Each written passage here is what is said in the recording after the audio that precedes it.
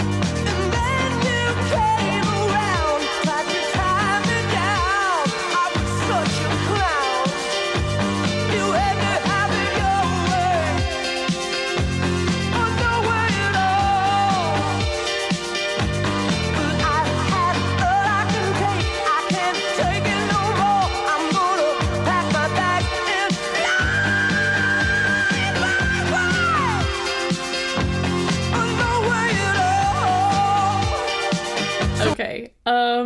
Oh golly, it feels short. My first thought hearing him sing was just how clean his vocals were. Hardly any texture. And when he does incorporate texture, it's not in a harsh way. It's very gentle, almost bubbly. So I want to go back. First, I love this intro musically, but also what they did with the video. It's so simple, and yet I think if I heard it on the radio, I would instantly recognize the song, which I don't know, to find something so simple that can achieve that, I think is quite the accomplishment.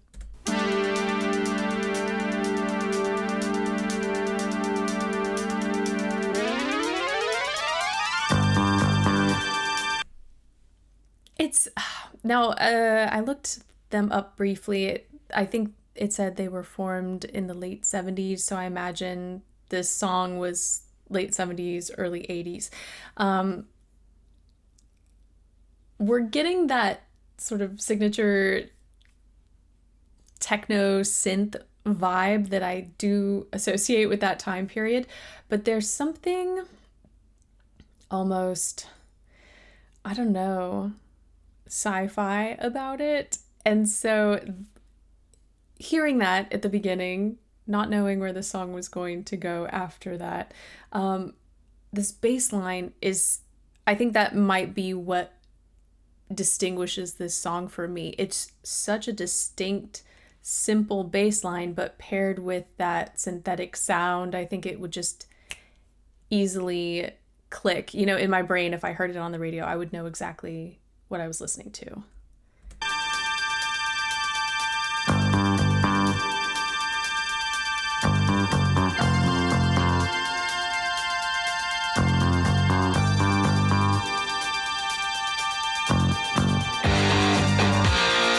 And then it transitions into something that feels very stereotypical rock, at least, you know, of the rock I've heard. It just, I don't know, it's such an interesting introduction for this song. And then of course I love the clips that they're using. I don't know if these are from, well, it would be film. I was about to say TV shows, but I don't think, I don't actually know when like TV shows became a thing. So I'm assuming these are old films.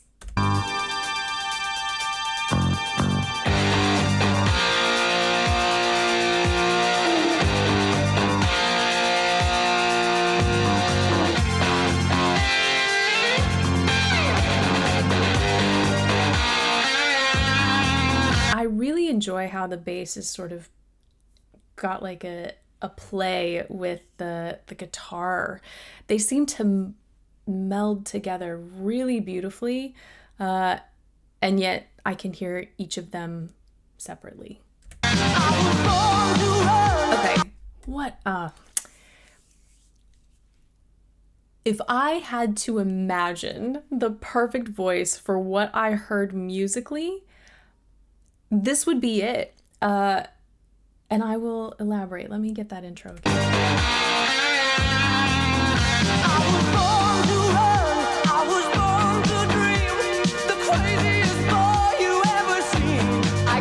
There is so much depth to his tone, which I think complements the emphasis of the bass that we heard at the onset. But there's so much power behind his singing that I think that pairs really well with the like that signature rock guitar sound. So there's a lot of balance in his voice, and considering what we heard musically, I feel like that was also very balanced. And so it sounds to me, and of course we got to hear that incredible like high mix scream later. It just sounds to me like he has an extreme range, but also like he can handle anything that within this genre that like they wanted to accomplish last time. I believe he uses a glottal onset at the beginning of this vocal line. Yeah.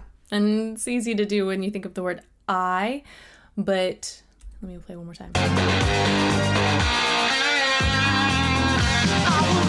Yeah, a lot of singers will do something a little gentler with I as opposed to I. We get that nice firm press instantly.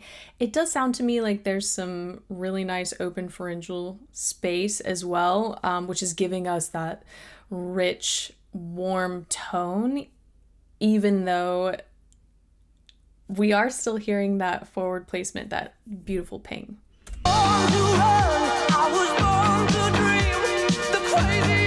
Now we're hearing these little like flips, which was my first signal that, okay, something higher could be happening, because those little flips just incorporate a smidge of head voice. It's that CT muscle engagement where he's backing off the TA engagement in chest voice and utilizing more stretch, and in a lighter way.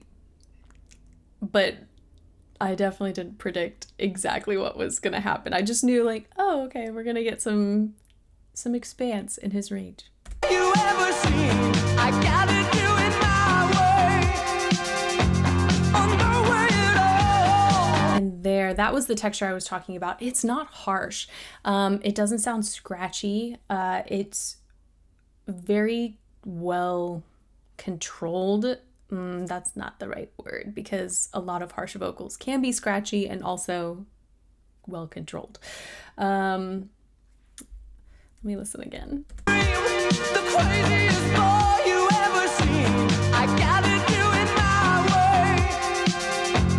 Underway it all. I think it was not well controlled. Certainly well executed. Actually, let's go with that, because not that harsh vocals with a lot of texture, again, they of course are also well executed. But I think what I'm appreciating in this particular sound is how well it matches what he's doing in his singing. Because there's so much clarity in his singing, he's giving us variety and texture without eliminating that clarity. I think that's what struck me as just a really smart choice.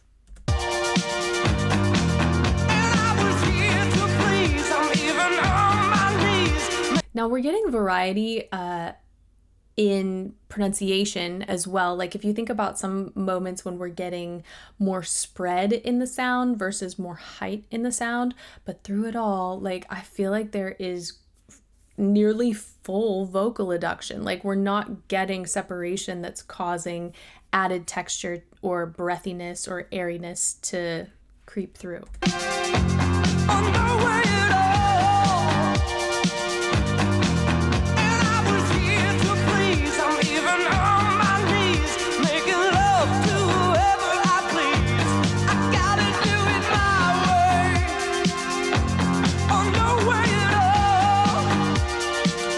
I'm very curious to see, I should look for a live performance because he doesn't do a lot of movement to produce these sounds. Like we're not seeing the jaw hyperextend. It's actually in that really nice neutral, like down and back position that I talk about.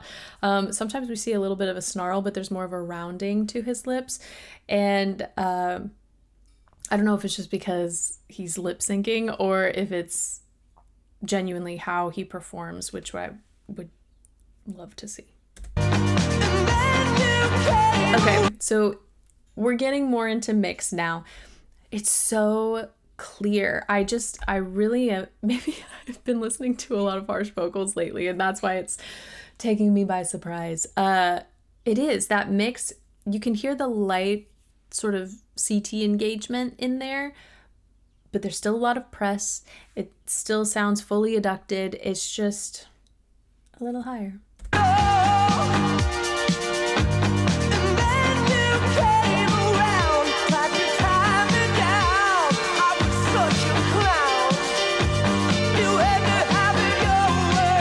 You can hear how closely related this tone is to his speaking when he did that sigh, sort of spoken on the word clown.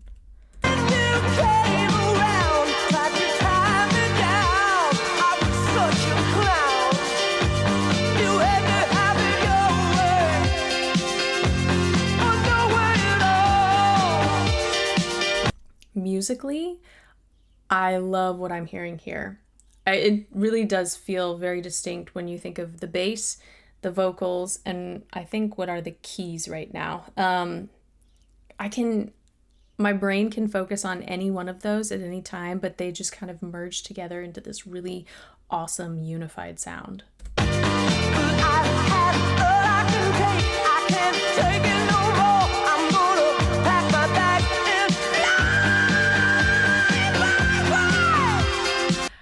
What shocked me about this is what a big jump that was. He stayed in a fairly contained range leading up to this, and then to just boop, like almost like he got on a trampoline and jumped up to like these high notes. It's really exciting to hear because that takes a lot of coordination. When we think about even just intonation and singing in tune and getting the notes you want, a big part of that is really understanding what that feels like. What does my chest voice feel like? What sensations am I observing? Same with mixed voice, same with head voice. And when you're in a head dominant mix like this, actually, he might even be in pure head voice because I don't know the entirety of his range, but it's possible that he is not even engaging his TA muscle here. But he has, yes, you can hear the pitch, but in order to achieve a specific sound, you have to know how it's going to feel. And so to make such a drastic jump, I think is so impressive when you're shifting registers like that.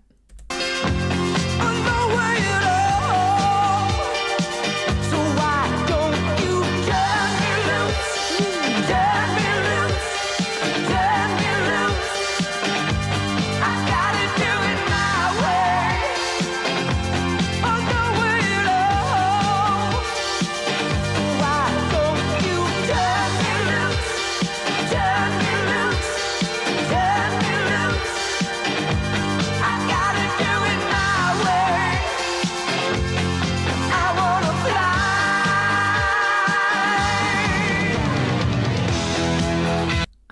also realizing this is a great song lyrically to achieve these warmer sounds, because he's singing "Turn Me Loose." We have the opportunity with words that incorporate these round vowels to incorporate backspace. If you think about the vowel E, it's very high and it's very forward. So yes, he did have the word, did I say vowel before? The vowel E. We're going to talk about the word me. He did have that between turn and loose, but I feel as though he modified it enough so that it wasn't me, it was more like me, so there was rounding to it. And then if you think about ooh, that also sits fairly high, but it's back. It's basically lives under the soft palate. So, and then turn is even like further back further back and down, if we're thinking about like positions of vowels. So I don't know who wrote the song. I'll look that up, but it's a great choice for his voice specifically because he's able to really dig into those natural sounds that occur sort of like mid to back when you think about your oral cavity space. It's not pulling really forward, and he's got great balance, got great resonance, and utilizing that. But yeah, there's so much more to this song than I realized. We'll leave it at that. Let's keep going. Ooh, no, I want to get this transition. Also, I lied. I did want to mention I really appreciated the backing vocals that just added the slightest bit of harmony. They were so full, and I don't know if they have singers who like toured with them or performed with them, or if it was just something that happened in the studio, but it's such a nice, lush sound. I wanna fly.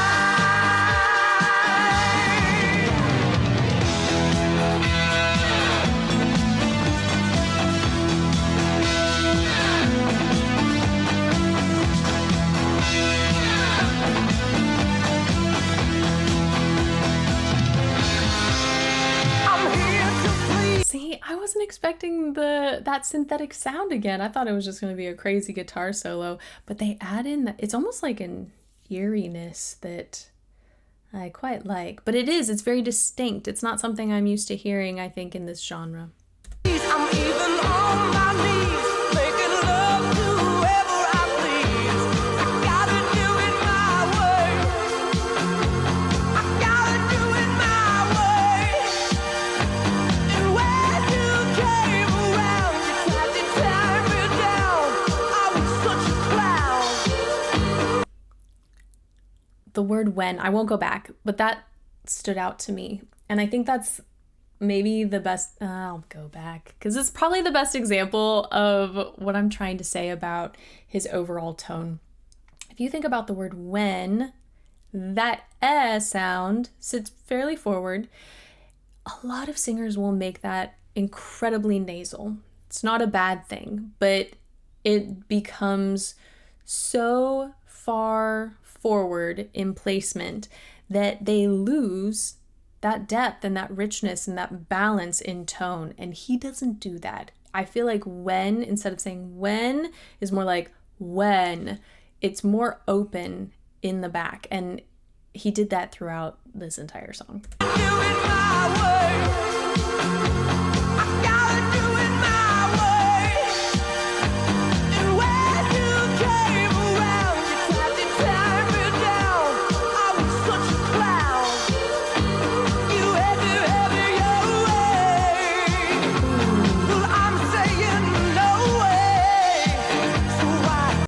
Let me get that again.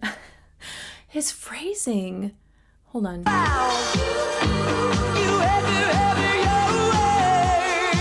That line, previously, we've been hearing a lot of glottal onsets, and this time he just slid through all of that. Oh my goodness. One more time.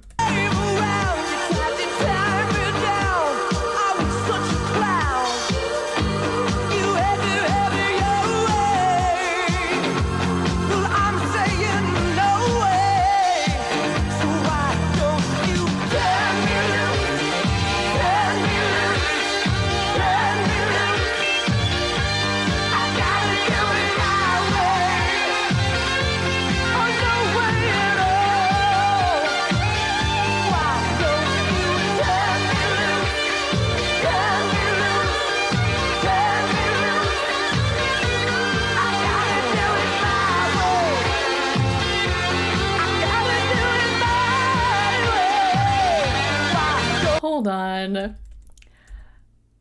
Maybe I was just listening to the vocals too much, but this is the first time I feel like we're getting like more variety in the guitar line, and they chose to do it when there's so much happening. And I think it just, I mean, I got goosebumps. It's like, it's exciting to have this layering. Hold on.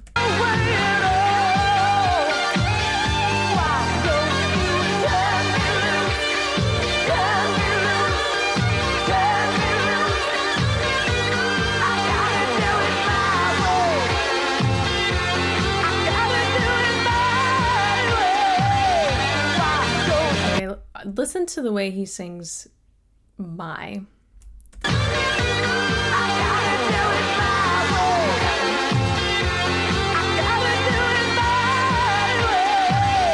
You can hear the slight shift as he ascends from ma. It's just a little bit more of an sound, and then he comes back down.